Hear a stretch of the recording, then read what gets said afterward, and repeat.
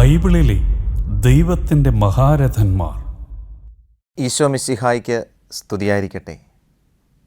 കർത്താവിനാൽ ഏറ്റവുമധികം സ്നേഹിക്കപ്പെടുന്നവരെ, ബൈബിളിലെ പുരുഷ കഥാപാത്രങ്ങളുടെ ജീവിത സാഹചര്യങ്ങളിലൂടെ ഒരു തീർത്ഥാടനം നമ്മൾ നടത്തിക്കൊണ്ടിരിക്കുകയാണ്. ഈ എപ്പിസോഡിൽ നമ്മൾ പ്രത്യേകമായിട്ട് കാണുന്നത് കായേനെയും ആബേലിനെയും ആണ്. ആദി മാതാപിതാക്കളായ ആദവും ഹവ്വയും ദൈവിക സംരക്ഷണയിൽ പറുദീസായിൽ കഴിയുന്ന സമയത്ത് യഹോവയായ ദൈവം അവരെ സന്ദർശിച്ച് അവരോട് ഇപ്രകാരം പറഞ്ഞു: ഈ പറുദീസയിൽ നിങ്ങൾക്ക് സന്തോഷിച്ച് ആനന്ദിച്ച് പാർക്കാം.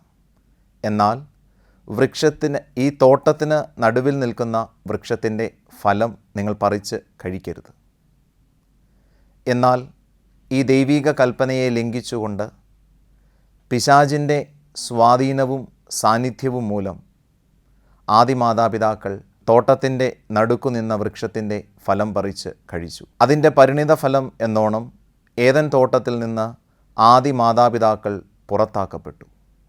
ദൈവിക കൽപ്പന ലംഘിച്ച് ദൈവിക സ്നേഹം മറന്ന് പിശാചിൻ്റെ വാക്കുകൾ വിശ്വസിച്ച് പിശാചിൻ്റെ സ്വാധീനത്തിൽ അകപ്പെട്ട ആദി മാതാപിതാക്കൾ പറുദീസായിൽ നിന്ന് പുറത്താക്കപ്പെട്ടു. അങ്ങനെ ഭൂമിയിൽ അവരുടെ ജീവിതം അവർ ആരംഭിച്ചു. ഈ ഭൂമിയിൽ ജീവിക്കുന്ന കാലത്ത് അവർക്ക് 2 മക്കൾ ഉണ്ടാകുന്നു. ആദ്യത്തെ മകൻ്റെ പേര് കായേൻ, രണ്ടാമത്തെ മകൻ്റെ പേര് ആബേൽ. കായേൻ ഒരു കൃഷിക്കാരനും ആബേൽ ഒരു ആട്ടിടയനുമായിരുന്നു. ഒരു ദിവസം കായേൻ ദൈവത്തോടുള്ള തൻ്റെ ബന്ധം ഉറപ്പിക്കണം എന്ന് ആഗ്രഹിച്ചുകൊണ്ട് ഒരു ബലിയർപ്പിക്കുവാനായിട്ട് തീരുമാനിച്ചു. ഇതറിഞ്ഞ് ആബേലും ദൈവത്തിന് ഒരു ബലിയർപ്പിക്കാനായി തീരുമാനിച്ചു. അങ്ങനെ കായേൻ ആബേൽ സഹോദരങ്ങൾ ദൈവത്തിന് ബലിയർപ്പിക്കുവാനായി തീരുമാനിച്ച് ഒരുങ്ങി ബലിയർപ്പിക്കുവാനുള്ള ദിവസവും സമയവും കണ്ടെത്തി.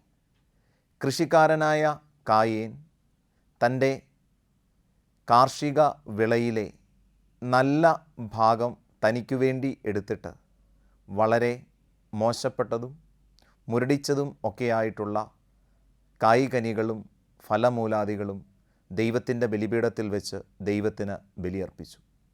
എന്നാൽ ആബേൽ തൻ്റെ ആട്ടിൻകൂട്ടത്തിലെ ഏറ്റവും നല്ല ഊനമറ്റ ഒരു കുഞ്ഞാടിനെ ദൈവത്തിനായിട്ട് ബലിയർപ്പിച്ചു. 2 പേരും ഒരേ സമയം ബലിയർപ്പിച്ച് പ്രാർത്ഥിച്ചു. എന്നാൽ കായേൻ്റെ ബലി ദൈവം സ്വീകരിച്ചില്ല. ആബേലിൻ്റെ ബലിയിൽ അവിടുന്ന് പ്രസാദിക്കുകയും ആബേലിനെ അനുഗ്രഹിക്കുകയും ചെയ്തു. തത്ഫലമായി മൂത്ത സഹോദരനായ കായേന് തൻ്റെ ഇളയ സഹോദരനായ ആബേലിനോട് ദേഷ്യവും വൈരാഗ്യവും വെറുപ്പും തോന്നി. കാരണം തങ്ങൾ ഒരുമിച്ച് ബലിയർപ്പിച്ചു. ദൈവം സ്വീകരിച്ചത് തൻ്റെ സഹോദരൻ്റെ ബലിയാണ്. എന്തുകൊണ്ടാണ് തൻ്റെ ബലി ദൈവം സ്വീകരിക്കാതിരുന്നത് എന്ന് കായേൻ ശ്രദ്ധിച്ചില്ല. ആബേൽ തൻ്റെ ആട്ടിൻകൂട്ടത്തിലെ ഏറ്റവും നല്ലതിനെ ദൈവത്തിന് സമർപ്പിച്ചതുകൊണ്ടാണ് ദൈവം ആബേലിൻ്റെ ബലിയെ സ്വീകരിച്ചത്. എന്നാൽ കായേൻ ദൈവത്തിന് മോശമായിട്ടുള്ളവയെ സമർപ്പിച്ചതുകൊണ്ടാണ് കായേൻ്റെ ബലി ദൈവം സ്വീകരിക്കാതിരുന്നത്. അപ്പോൾ ഈ യാഥാർത്ഥ്യം തിരിച്ചറിയാതെ, ഇത് മനസ്സിലാക്കാതെ തൻ്റെ സഹോദരനോടുള്ള അസൂയയും ദേഷ്യവും വൈരാഗ്യവും നിമിത്തം ഒരു ദിവസം കായേൻ വയലിൽ വെച്ച് തൻ്റെ സഹോദരനായ ആബേലിനെ കൊന്നുകളയുന്നു. ദൈവം പലയാവർത്തി കായേനോട് പറഞ്ഞിരുന്നു: കായേൻ, പാപം നിൻ്റെ മേൽ കണ്ണുവെച്ചിട്ടുണ്ട്, അതിനാൽ നീ ശ്രദ്ധിക്കണം. ഉചിതമായത് പ്രവർത്തിച്ചാൽ നീയും എൻ്റെ സന്നിധിയിൽ സ്വീകാര്യൻ ആകുമെന്ന്. എന്നാൽ തൻ്റെ മാതാപിതാക്കളെ പോലെ ദൈവീക മുന്നറിയിപ്പുകളെ അവഗണിച്ചുകൊണ്ട് കായേൻ മുന്നോട്ട് പോയി. അങ്ങനെ തൻ്റെ സഹോദരനായ ആബേലിനെ കായേൻ കൊന്നുകളയുന്നു. ആബേലിൻ്റെ മരണശേഷം വീട്ടിലേക്ക് മടങ്ങുന്ന കായേന് ദൈവം പ്രത്യക്ഷപ്പെടുകയാണ്. കായേനോട് ദൈവം ചോദിച്ചു: നിൻ്റെ സഹോദരൻ എവിടെ? അപ്പോൾ കായേൻ ദൈവത്തോട് ചോദിച്ചു: എൻ്റെ സഹോദരൻ്റെ കാവൽക്കാരനാണോ ഞാൻ? ദൈവം കായേനോട് പറഞ്ഞു: നിൻ്റെ സഹോദരൻ്റെ രക്തം ഈ മണ്ണിൽ നിന്ന് എന്നെ നോക്കി നിലവിളിക്കുന്നുണ്ട്. നിൻ്റെ സഹോദരൻ്റെ രക്തം വീണ ഈ മണ്ണ് നിനക്ക് ശപിക്കപ്പെട്ടതാകും. അങ്ങനെ വളരെ വിഷമത്തോടെ കായൻ ദൈവസന്നിധിയിലായിരിക്കുമ്പോൾ, ശപിക്കപ്പെട്ട മണ്ണിനെ ഓർത്ത് കായൻ വേദനിക്കുമ്പോൾ, ദൈവത്തിൻ്റെ കരുണ കായൻ യാചിച്ച് പ്രാർത്ഥിക്കുകയാണ്. ഉൽപ്പത്തി പുസ്തകം 4-ാം അധ്യായത്തിൽ നമ്മൾ കണ്ടുമുട്ടുന്ന ഒരു സംഭവ കഥയാണ് ആബേലിൻ്റെയും കായൻ്റെയും ജീവിത സാഹചര്യം. ആദി മാതാപിതാക്കളായ ആദത്തിൻ്റെയും ഹവ്വയുടെയും ആദ്യത്തെ 2 മക്കളാണ് ഈ കായനും ആബേലും. ഇവരുടെ ജീവിതം ധ്യാനിക്കുകയും ഇവരുടെ ജീവിത സാഹചര്യത്തിലൂടെ ഒരു തീർത്ഥാടനം നടത്തുകയും ചെയ്യുമ്പോൾ ഇവർ നമ്മെ പഠിപ്പിക്കുന്ന ചില കാര്യങ്ങളുണ്ട്. നമ്മുടെ ജീവിതവും നമ്മുടെ ജീവിത സാഹചര്യങ്ങളും ദൈവസന്നിധിയിൽ ചേർത്ത് നിർത്തിയില്ലെങ്കിൽ നമ്മുടെ ജീവിതത്തിൽ എന്ത് സംഭവിക്കും എന്ന് ഇവർ നമ്മെ പഠിപ്പിക്കുന്നുണ്ട്. കായൻ്റെ ജീവിതത്തിലേക്ക് കടന്നു വരുമ്പോൾ നമുക്ക് കാണുവാനായിട്ട് സാധിക്കുന്ന കാര്യം, കായൻ തൻ്റെ മാതാപിതാക്കളെ പോലെ ദൈവിക കൽപ്പനകളും ദൈവിക മുന്നറിയിപ്പുകളും അവഗണിച്ച് കളഞ്ഞ ഒരു വ്യക്തിയാണ്. തൻ്റെ സഹോദരൻ്റെ ബലി ദൈവം സ്വീകരിച്ച നാൾ മുതൽ കായന് തൻ്റെ സഹോദരനോട് അസ്വസ്ഥതയും വൈരാഗ്യവും മനസ്സിൽ തോന്നുന്നുണ്ട്. പലയാവർത്തി ദൈവം വന്ന് കായനോട് പറയുന്നുണ്ട്, കായൻ നീ ശ്രദ്ധിക്കണം, നീ സൂക്ഷിക്കണം, കാരണം പാപം നിൻ്റെ മേൽ കണ്ണുവെച്ചിരിക്കുന്നു. ഉചിതമായത് നീ പ്രവർത്തിക്കണം, അതിനുവേണ്ടി നീ പരിശ്രമിക്കണം എന്ന് കായനോട് ദൈവം പറയുന്നു. പക്ഷേ കായനെ സംബന്ധിച്ചിടത്തോളം ഈ ദൈവിക മുന്നറിയിപ്പുകളേക്കാൾ ഉപരി അവൻ്റെ മനസ്സിൽ കിടക്കുന്നത് തൻ്റെ സഹോദരനോടുള്ള ദേഷ്യവും പകയുമായിരുന്നു. കായൻ കൊലപാതകിയായി തീർന്നത്, കായൻ സഹോദരനെ കൊന്നുകളഞ്ഞതിന് കാരണം ദൈവിക കൽപ്പനകൾക്കും ദൈവിക പ്രമാണങ്ങൾക്കും ദൈവിക സ്നേഹത്തിനും അപ്പുറത്ത് തൻ്റെ മനസ്സിൽ തൻ്റെ സഹോദരനോട് തോന്നിയ ഒരു വൈരാഗ്യവും ദേഷ്യവും ആയിരുന്നു. പ്രിയപ്പെട്ടവരെ, പലപ്പോഴും നമ്മുടെയൊക്കെ ജീവിത സാഹചര്യങ്ങളിൽ ഇത് സംഭവിക്കാറുണ്ട്. കായൻ സ്വന്തം സഹോദരനെയാണ് കൊന്നുകളഞ്ഞത് വൈരാഗ്യം കൊണ്ട്. നമ്മുടെയൊക്കെ ജീവിതത്തിലും ഇത് സംഭവിക്കാറുണ്ട്. നമ്മൾ ധ്യാനിക്കുമ്പോൾ മനസ്സിലാക്കുവാൻ സാധിക്കും. ഒരു കാലത്ത് നമുക്ക് ആരൊക്കെയോ ആയിരുന്ന പ്രിയപ്പെട്ടവരൊക്കെ ഉണ്ടായിരുന്നു. ഇപ്പോൾ ശരിക്കും അവർ നമ്മോടൊപ്പം ഉണ്ടോ? നമ്മൾ സ്നേഹിച്ചവരാണ്, നമ്മളെ സ്നേഹിച്ചവരാണ്, നമ്മൾ ചേർത്ത് നിർത്തിയവരാണ്, നമ്മൾ കൂടെ കൊണ്ട് നടന്നവരാണ്, നമ്മളെ ചേർത്ത് നിർത്തിയവരാണ്, നമ്മളെ കൂടെ കൊണ്ട് നടന്നവരാണ്. നമ്മുടെ ജീവിതത്തിൻ്റെ സമസ്ത മേഖലകളിലും നമുക്ക് തുറന്നു പറയുവാൻ സ്വാതന്ത്ര്യമുള്ള, നമ്മെ ബലപ്പെടുത്തിയിട്ടുള്ള, അല്ലെങ്കിൽ നമ്മൾ ബലപ്പെടുത്തിയിട്ടുള്ള അനേകർ നമ്മളോടൊപ്പം ഉണ്ടായിരുന്നു. പക്ഷേ ജീവിതത്തിൻ്റെ മുന്നോട്ടുള്ള യാത്രയിൽ പലരും ഇപ്പോൾ നമ്മുടെ കൂടെ ഇല്ല. ഒന്നുകിൽ അവർ തനിയെ യാത്ര പറഞ്ഞിറങ്ങി, അല്ലെങ്കിൽ അവരെ നമ്മൾ നഷ്ടപ്പെടുത്തി കളഞ്ഞു. എന്താണ് ഇതിന് കാരണം എന്ന് ചിന്തിച്ചാൽ കായൻ്റെ ഈ ഒരു മനോഭാവമായിരുന്നു. തൻ്റെ സഹോദരൻ്റെ നന്മയിൽ സന്തോഷിക്കുന്നതിന് കായന് സാധിച്ചില്ല. തൻ്റെ സഹോദരന് ദൈവ അനുഗ്രഹം കിട്ടിയതിൽ സന്തോഷിക്കുന്നതിന് കായന് സാധിച്ചില്ല. കാരണം തനിക്ക് കിട്ടിയില്ല, താൻ ആഗ്രഹിച്ചത് തനിക്ക് കിട്ടിയില്ല, അത് വേറൊരാൾക്കാണ് കിട്ടിയത്, തൻ്റെ സഹോദരനാണ് കിട്ടിയത്. ഈ ഒരു ചിന്ത തൻ്റെ സഹോദരനോടുള്ള സ്നേഹം ഇല്ലാതാക്കുന്നതിന് കാരണമായി തീർന്നു. തൻ്റെ മുൻപിൽ നിൽക്കുന്നത് തൻ്റെ സഹോദരനല്ല, തൻ്റെ ശത്രുവാണ് എന്ന വിധത്തിൽ ചിന്തിക്കുവാൻ കായനെ പ്രേരിപ്പിച്ചു. നമ്മുടെയൊക്കെ ജീവിത സാഹചര്യങ്ങളിലും ഇത് സംഭവിക്കാറുണ്ട്. അറിഞ്ഞോ അറിയാതെയോ നമ്മുടെയൊക്കെ പ്രിയപ്പെട്ടവർ നമ്മുടെ ശത്രുക്കളായി മാറുന്നത് നമുക്ക് ലഭിക്കാത്ത പല കാര്യങ്ങളും, നമുക്ക് ലഭിക്കാത്ത പല നന്മകളും, നമുക്ക് ലഭിക്കാത്ത പല അനുഗ്രഹങ്ങളും അവരുടെ ജീവിതത്തിൽ കിട്ടുന്നു എന്ന് നമ്മൾ കരുതിയിട്ടാണ്, അല്ലെങ്കിൽ അവരുടെ നന്മ കണ്ടിട്ട് അത് സ്വീകരിക്കാൻ നമുക്ക് സാധിക്കാതെ പോകുന്നത് കൊണ്ടാണ്. അപ്പോൾ കായൻ്റെ ജീവിതം നമ്മെ ഒന്നാമത് പഠിപ്പിക്കുന്ന കാര്യം, നമ്മുടെയൊക്കെ കൂടെ നിൽക്കുന്നവരെ നമ്മൾ നഷ്ടപ്പെടുത്തി കളയരുത്. നമ്മുടെയൊക്കെ കൂടെ നിൽക്കുന്നവർ അവർ നമ്മെ സ്നേഹിക്കുന്നുണ്ട്. പക്ഷേ അവരുടെ ജീവിതത്തിൻ്റെ നന്മകളിൽ നമ്മൾ ചേർന്ന് നിന്ന് അവരെ വളർത്തണം. അല്ലാതെ അവരുടെ ജീവിതത്തിൻ്റെ നന്മകളിൽ അസൂയ പൂണ്ട് അവരെ ഇല്ലാതാക്കുവാനായി നമ്മൾ പരിശ്രമിക്കരുത്. കായൻ്റെ ജീവിതം രണ്ടാമത് നമ്മെ പഠിപ്പിക്കുന്ന കാര്യം, ദൈവത്തോടുള്ള നമ്മുടെ ആത്മബന്ധം എപ്രകാരമായിരിക്കണം. ദൈവത്തിന് ഒന്നാം സ്ഥാനം നമ്മുടെ ജീവിതത്തിൽ കൊടുക്കണം. നമ്മൾ ദൈവത്തിന് ഉചിതമായ സ്ഥാനം കൊടുത്ത് ദൈവത്തെ മാനിക്കുവാനും ദൈവത്തെ സ്നേഹിക്കുവാനും ദൈവത്തെ അനുസരിക്കുവാനും തുടങ്ങുന്നിടത്താണ് ദൈവകൃപയുടെ അഭിഷേകം നമ്മുടെ ജീവിതത്തിലേക്ക് കടന്നു വരുന്നത്. കായേനോട് ദൈവം ബലിയർപ്പിക്കുവാൻ ആവശ്യപ്പെട്ടില്ല. പക്ഷേ കായേൻ സ്വന്തം ഇഷ്ടപ്രകാരം ദൈവത്തിന് ബലിയർപ്പിക്കുകയാണ്. പക്ഷേ ആ ബലിയിലുള്ള പോരായ്മ എന്തായിരുന്നു? അവന് പോലും ആവശ്യമില്ലാത്ത മോശവസ്തുക്കൾ, കുറവുള്ള വസ്തുക്കൾ അവൻ ദൈവത്തിന് ബലിയർപ്പിച്ചു. അപ്പോൾ അവൻ ആവശ്യമില്ലാത്തൊരു വസ്തു ദൈവത്തിന് ബലിയർപ്പിച്ചു എന്ന് പറഞ്ഞാൽ അവൻ്റെ ജീവിതത്തിൽ ദൈവത്തിന് അത്രയും പ്രാധാന്യമേ ഉള്ളൂ. കാരണം നമ്മളൊരാളെ സ്നേഹിക്കുകയാണെങ്കിൽ, നമ്മൾക്ക് പ്രിയപ്പെട്ട ഒരാളുണ്ടെങ്കിൽ, നമ്മൾ ആ വ്യക്തിക്ക് കൊടുക്കുന്നത് നമ്മുടെ ജീവിതത്തിലെ ഏറ്റവും വിലപിടിപ്പുള്ള സമ്മാനങ്ങളായിരിക്കും. നമ്മൾ ആ വ്യക്തിയെ നമ്മുടെ ജീവിതത്തിലെ ഏറ്റവും പ്രധാനപ്പെട്ട ആളായി കാണും. നമ്മൾ ആ വ്യക്തിയെ വിലമതിക്കും. എന്നാൽ കായേൻ ദൈവത്തെ വിലമതിച്ചില്ല. അതുകൊണ്ടാണ് കായേൻ്റെ ബലി സ്വീകരിക്കാതെ പോയത് എന്ന് കായേൻ തിരിച്ചറിയുന്നില്ല. നമ്മുടെ ജീവിതത്തിലും നമ്മൾ ദൈവത്തിന് കൊടുക്കുന്നത് എന്താണ്? ദൈവത്തോടുള്ള നമ്മുടെ ആത്മബന്ധം എപ്രകാരമാണ്? ദൈവത്തിന് കൊടുക്കേണ്ട ബഹുമാനം നമ്മൾ കൊടുക്കുന്നുണ്ടോ? ദൈവിക കൽപ്പനകളെ നമ്മൾ മാനിക്കുന്നുണ്ടോ? ദൈവത്തെ നമ്മൾ ആത്മാർത്ഥമായിട്ട് സ്നേഹിക്കുന്നുണ്ടോ? ഉചിതമായൊരു സമയം പ്രാർത്ഥനയ്ക്കായിട്ട് നമ്മൾ ചിലവഴിക്കുന്നുണ്ടോ? വചന വായനയ്ക്കും ദൈവത്തോടുള്ള ബന്ധം നിലനിർത്തുന്നതിനും ആത്മാർത്ഥമായിട്ട് നമ്മൾ പരിശ്രമിക്കുന്നുണ്ടോ? അതോ എൻ്റെ ചില വ്യക്തി താല്പര്യങ്ങളിലും എൻ്റെ ചില ജീവിത സാഹചര്യങ്ങളിലും എപ്പോഴെങ്കിലും ഒക്കെ ഞാൻ പ്രാർത്ഥിച്ചോളാം, എപ്പോഴെങ്കിലുമൊക്കെ സമയം കിട്ടുകയാണെ ദൈവത്തെ ഞാൻ സ്നേഹിച്ചോളാം, എപ്പോഴെങ്കിലുമൊക്കെ ഒരാവശ്യം വന്നാൽ ദൈവത്തെ ഞാൻ ബഹുമാനിച്ചോളാം എന്ന ഒരു ചിന്തയാണോ നമ്മുടെ മനസ്സിലുള്ളത് എന്ന് നമുക്ക് ധ്യാനിക്കാം.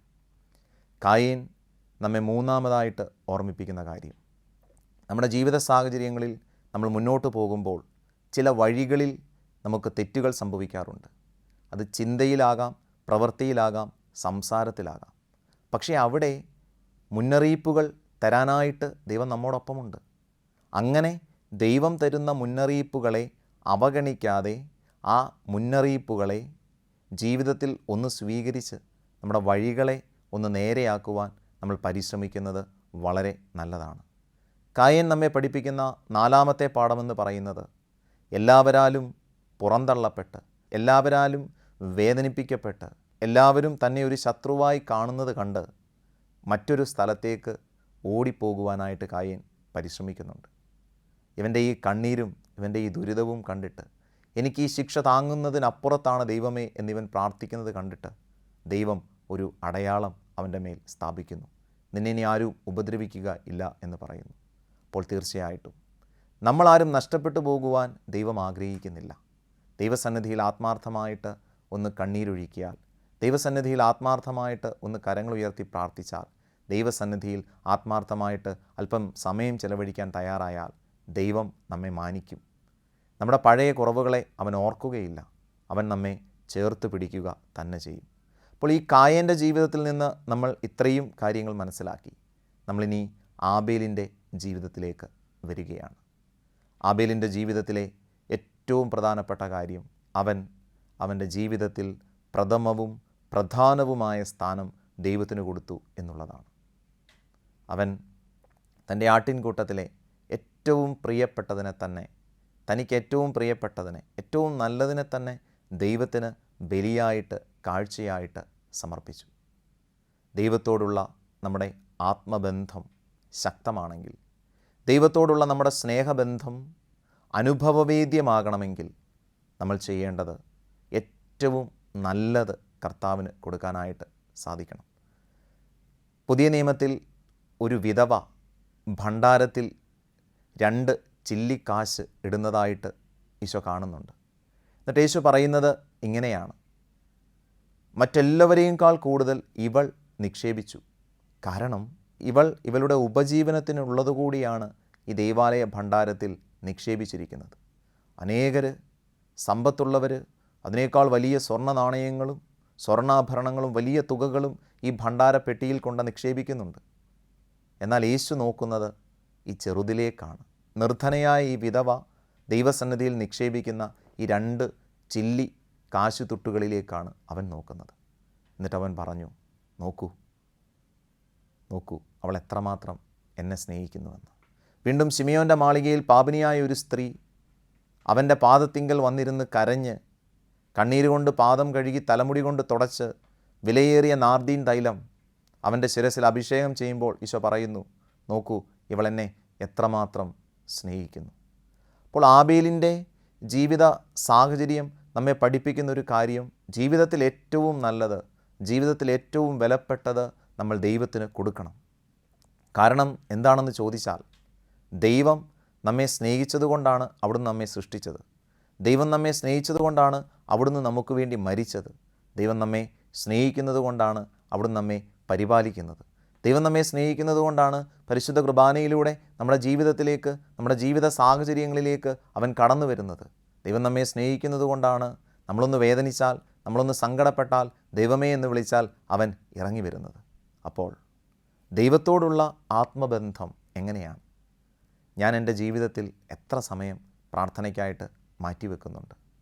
ഞാൻ എൻ്റെ ജീവിതത്തിൽ എത്ര സമയം വചന വായനയ്ക്കായിട്ട് മാറ്റിവെക്കുന്നുണ്ട്?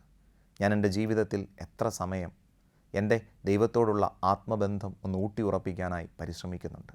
അങ്ങനെ നമ്മുടെ ജീവിതത്തിൻ്റെ പ്രധാനപ്പെട്ട പങ്ക് തമ്പുരാനു വേണ്ടി മാറ്റിവെക്കുകയാണെങ്കിൽ അത് സമ്പത്തിൻ്റെ മാത്രമല്ല, സമയം വേണം, നമ്മുടെ കഴിവുകൾ വേണം. അങ്ങനെ നമ്മുടെ ജീവിതത്തിൽ ഒരു മനുഷ്യന് നന്മ ചെയ്യുവാൻ, ഒരു മനുഷ്യനെ ദൈവത്തോട് അടുപ്പിക്കുവാൻ എന്തൊക്കെ സാഹചര്യങ്ങളും സാധ്യതകളും നമുക്കുണ്ടോ, ഈ സാഹചര്യങ്ങളെയും ഈ സാധ്യതകളെയും ദൈവ തിരുസന്നിധിയിൽ ആത്മാർത്ഥമായിട്ട് സമർപ്പിക്കുമ്പോഴാണ് നമ്മൾ ആബേലിനെ പോലെ ഹൃദയം കൊണ്ട് ദൈവത്തോടുള്ള ആത്മബന്ധം കൊണ്ട് ബലി അർപ്പിക്കുന്നത്.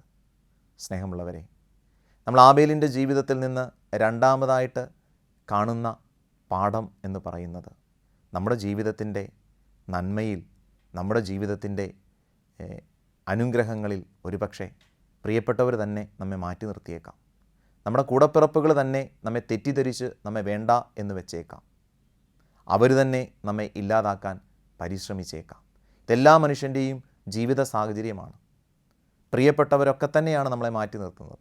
പ്രിയപ്പെട്ടവരൊക്കെ തന്നെയാണ് നമ്മളെ ഒറ്റപ്പെടുത്തുന്നത്.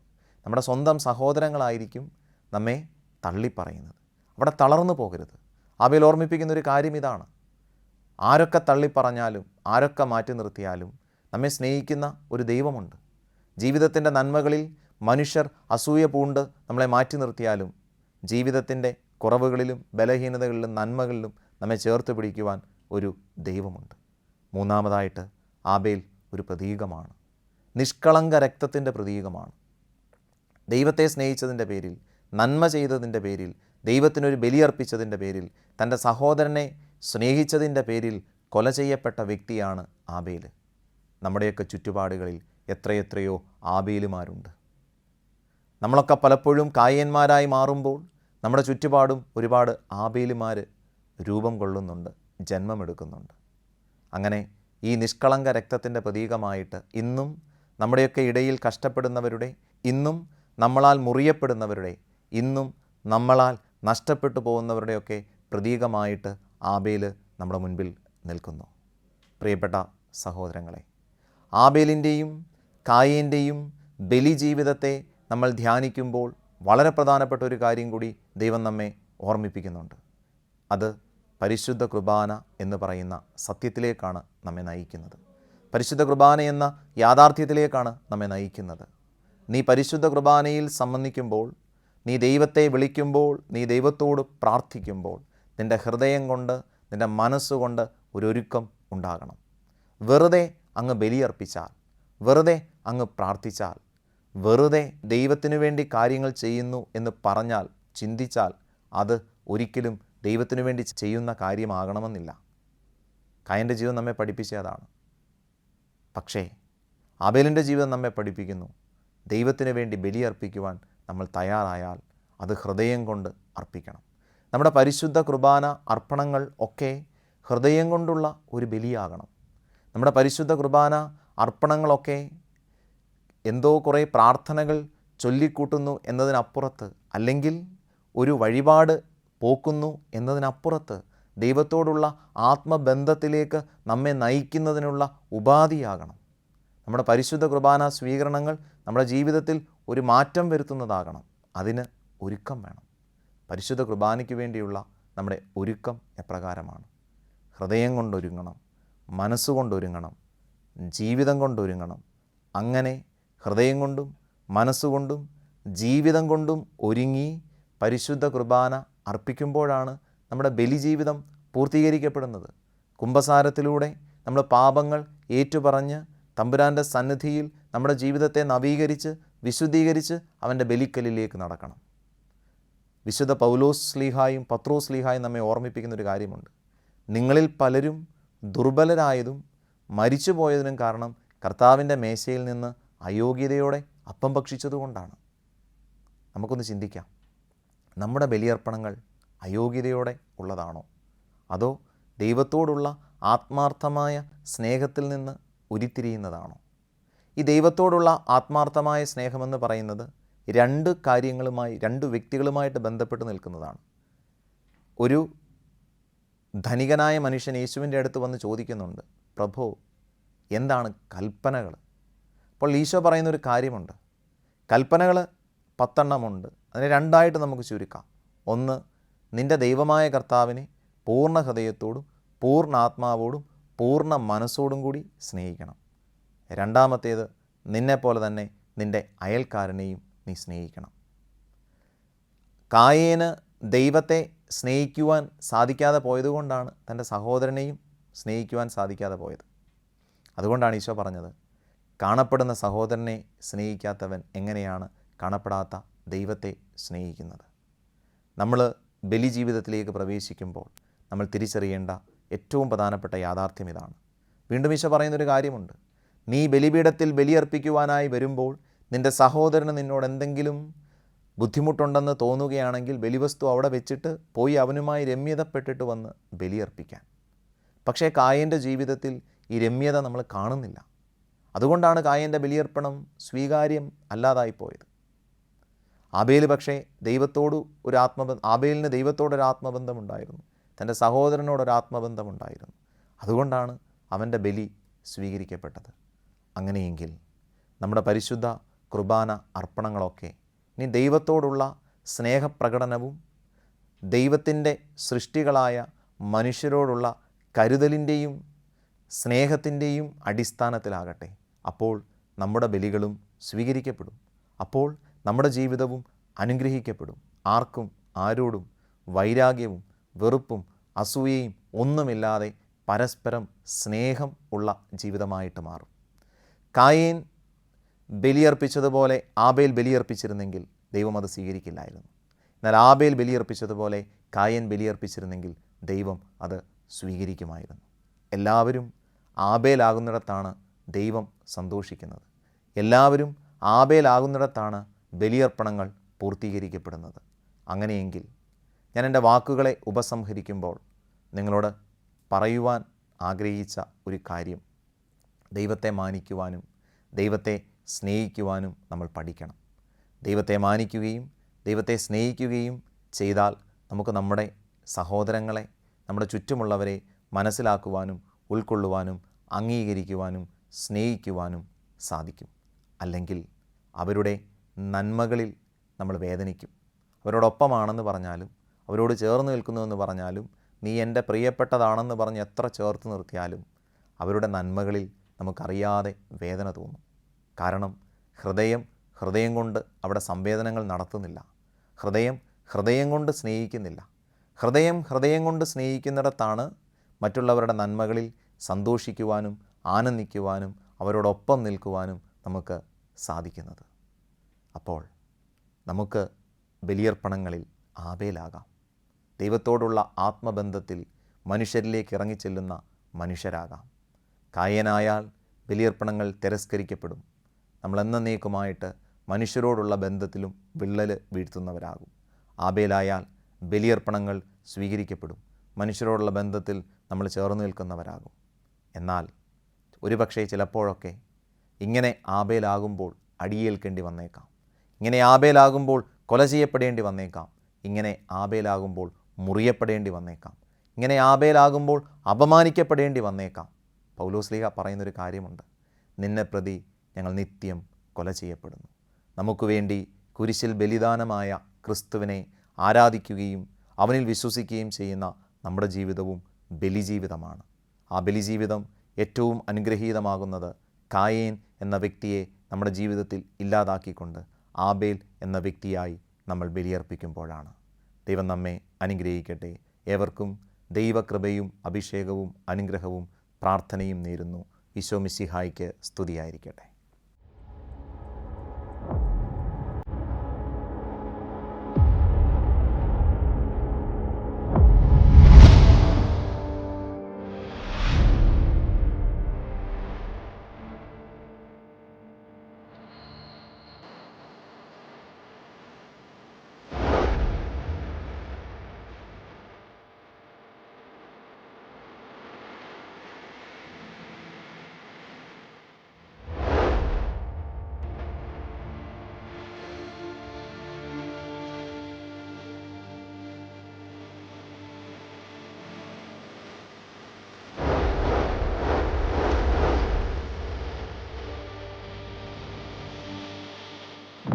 ബൈബിളിലെ ദൈവത്തിൻ്റെ മഹാരഥന്മാർ.